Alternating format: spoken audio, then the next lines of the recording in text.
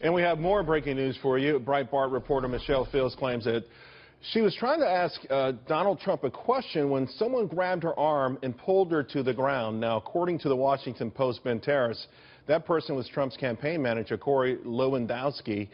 Here to respond to the allegations, Katrina Pierson, Trump National Spokesperson.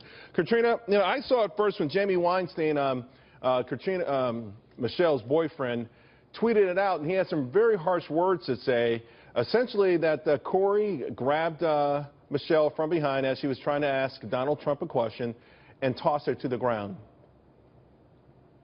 You know, I gotta say, that is quite an allegation, particularly one that's made on Twitter, of all places. This did not happen. Corey Lewandowski would never have done anything like that. He is a man, he is a husband, and has several small children. And the fact that the allegation is made over Twitter and continues to be discussed in the media is very concerning and suspicious, might I add. But I'll also say this, Charles. Everyone knows, particularly in the media, when Mr. Trump is in a room, there is a swarm of reporters. I've seen it myself. I've been pushed aside because someone was trying to put a microphone in Mr. Trump's face. They have hit each other with cameras and microphones.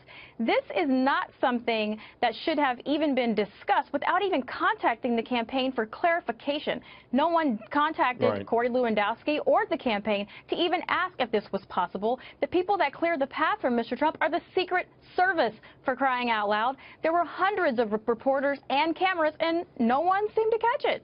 And to your point, I know some outlets got news. Charles Johnson says he's calling BS on this whole story. But by the same token, I saw that. Ben Terrace is actually saying that he sticks by it. His account in the Washington Post transcript is out there for anybody who wants to see it. And also, Breitbart had a statement.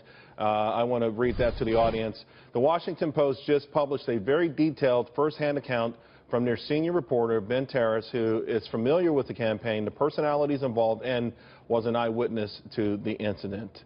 We are disappointed in the campaign's response, in particular to their effort to demean Michelle's previous reporting.